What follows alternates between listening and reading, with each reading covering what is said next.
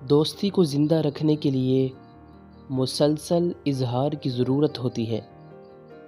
ہم سب انسانوں میں کمزوریاں، خامیاں اور عدم تحفظات موجود ہیں۔ ہم سب کو ہماری خصوصیات کی بنا پر سراہے جانے کی ضرورت ہے، جو ہمیں ایک انوکھا فرد بناتی ہے، اور ہماری ضرورت ہے کہ لوگ ہماری حوصلہ افزائی کریں۔ دوستی کو برقرار رکھنے کے لیے اپنے الفاظ اور اعمال دونوں سے مسلسل دوستی کا اظہار ضروری ہے۔ اپنے دوستوں کو یہ بتانا جاری رکھیں کہ آپ انہیں کتنا سمجھتے ہیں۔